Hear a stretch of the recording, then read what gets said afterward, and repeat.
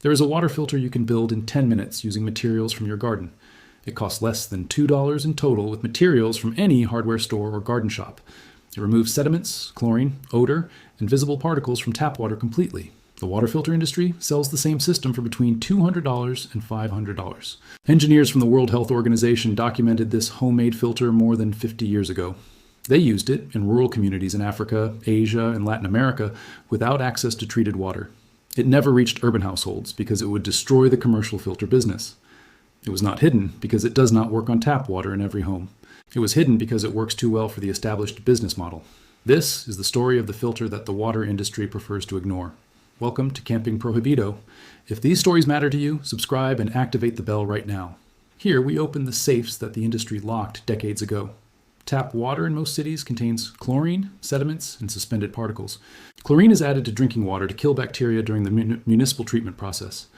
Chlorine makes water safe, but it gives it an unpleasant taste and smell when drinking it. Sediments are particles of dirt and rust that travel through pipes to your tap.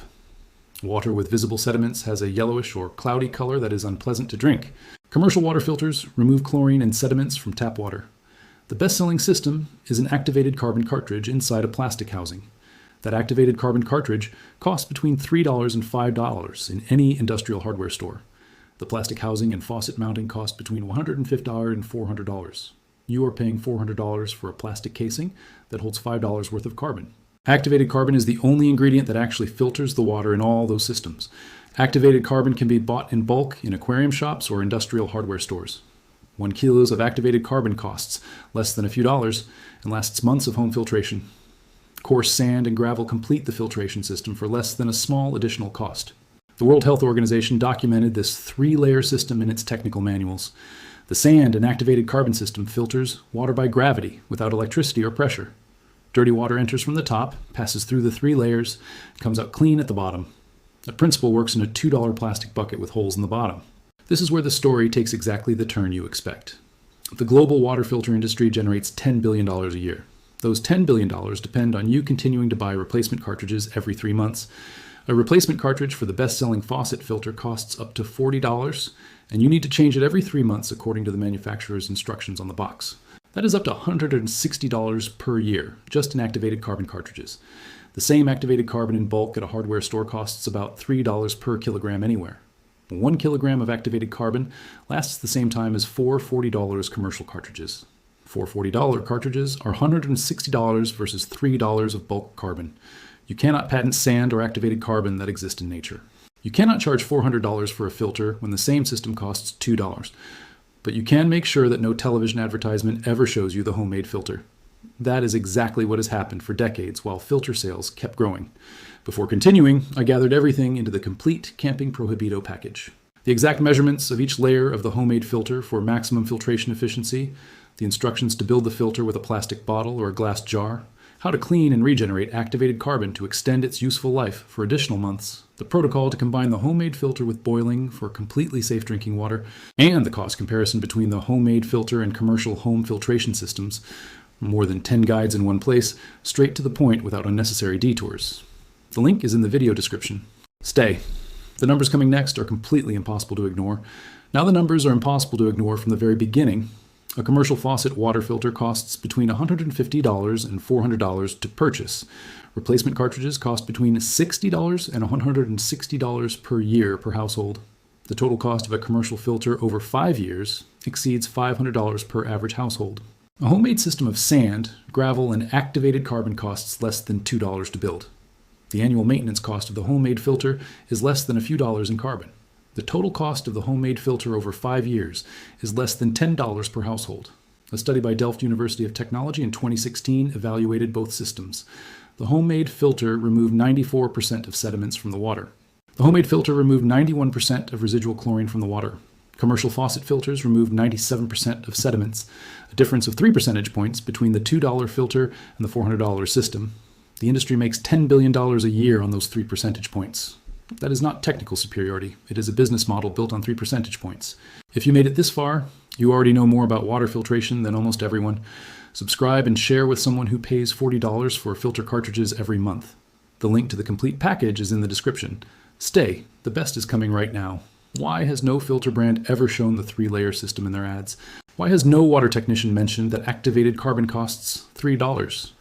The home filter industry generates $10 billion a year. The model works on one premise: tap water is dangerous without a certified filter. For that model to work, you must believe that only a $400 commercial system works. Sand, gravel, and activated carbon for $2 completely destroy that premise. You cannot charge $400 when someone filters their water with a bucket and simple materials. That is why the WHO system never appeared in any commercial filter advertisement. That should make you angry every time you buy another $40 cartridge for your filter.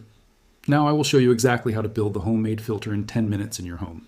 You need 4 materials that cost less than $2 in total from a hardware store or garden shop. First, a large 2-liter plastic bottle, empty and clean from any beverage. Second, activated carbon in granules, the same sold in aquarium shops or hardware stores. Third, coarse river or construction sand, the kind sold in small bags in hardware stores. Fourth, river gravel or small garden stones for the first layer of the filter. Construction of the homemade filter step by step on a clean table in your kitchen or garden. Step 1, cut the bottom of the plastic bottle with a clean knife or scissors. The bottle will remain with the cap at the bottom and the open base at the top, like an inverted funnel.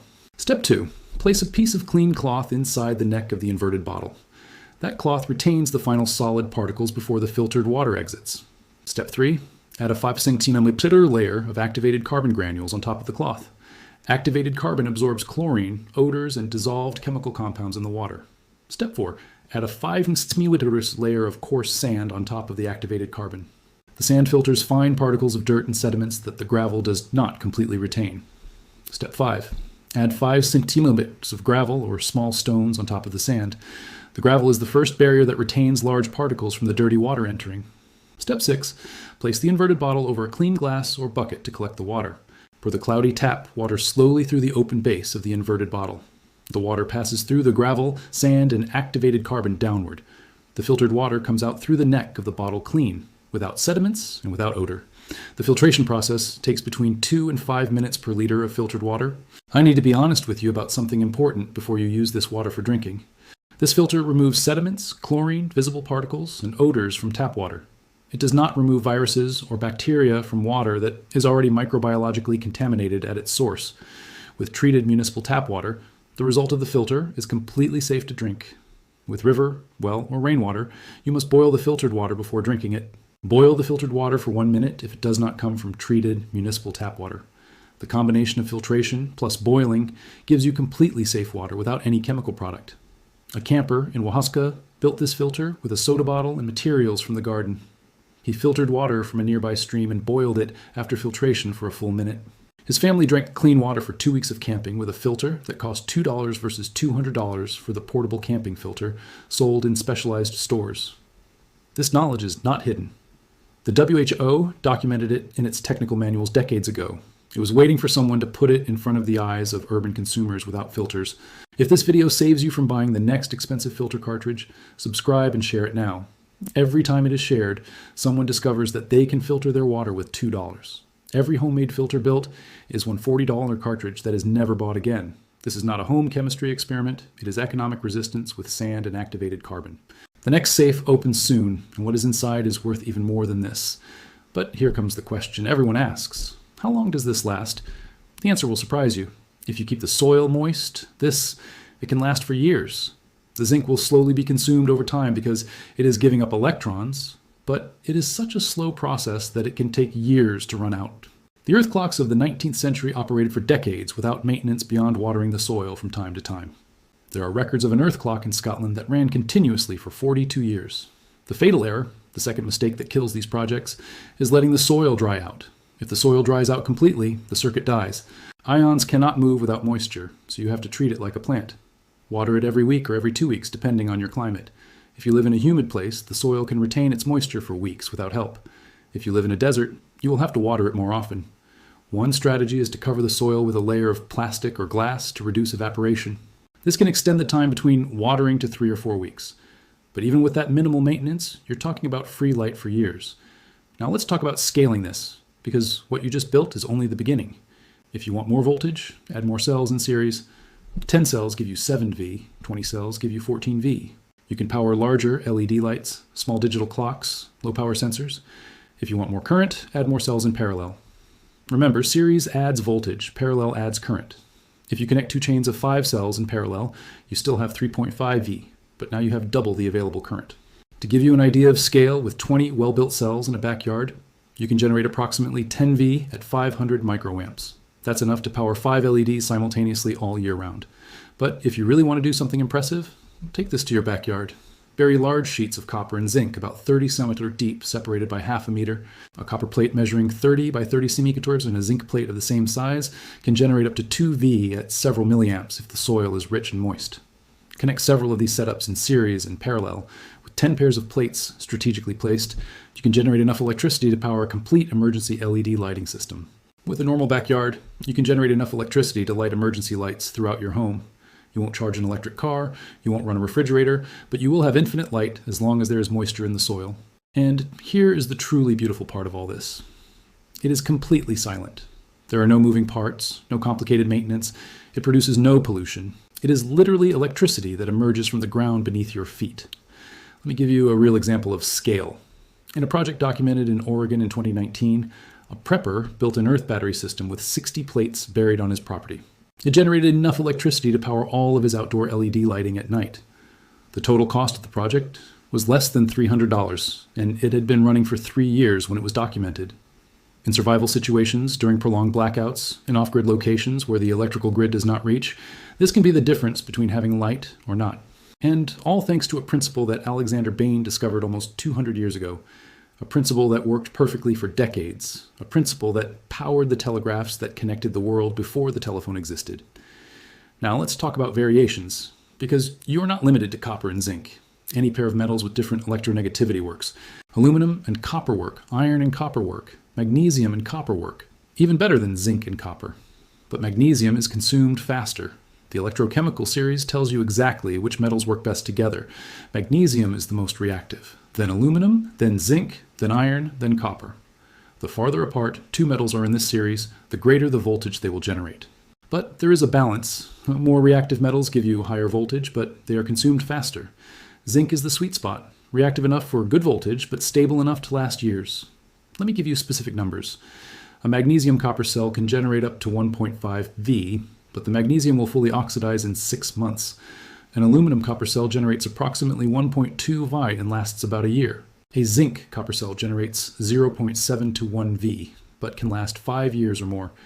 If you use iron instead of zinc, you will get lower voltages, around 0.5 V per cell, but iron is much cheaper. You can use common steel nails instead of galvanized nails. The downside is that iron oxidizes more visibly. You will form iron oxide that appears as orange stains in your soil. You can also experiment with different size configurations. A larger cell does not necessarily give you more voltage, but it does give you more current. If you use larger metal plates, you maintain the same voltage, but increase the available current. This is important if you want to power multiple LEDs or more energy-hungry devices. Another thing no one tells you, temperature affects performance. In cold weather, chemical reactions slow down. You will notice that your earth battery produces less current in winter than in summer. At freezing temperatures, if the water freezes, the circuit stops completely. The solution is to bury the cells deeper, where the soil temperature is more stable, or insulate the surface with straw or mulch. In very hot climates, you have the opposite problem, evaporation. Your soil will dry out faster. The solution is to cover it with a layer of stones or gravel that allows air to circulate but reduces direct evaporation. You can also use a very slow drip irrigation system to maintain constant moisture automatically. Let's talk about the real long-term costs. The initial costs are minimal, but what happens afterward?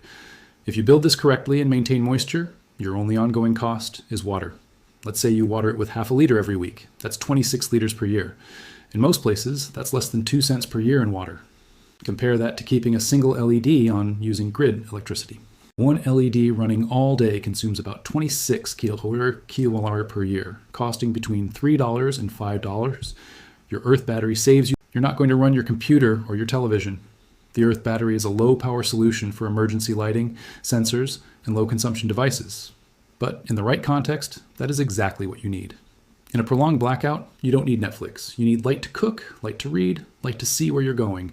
And that is exactly what this gives you. In rural areas without access to the electrical grid, this can power LEDs for animal enclosures, motion sensors for security, or small marker lights for pathways.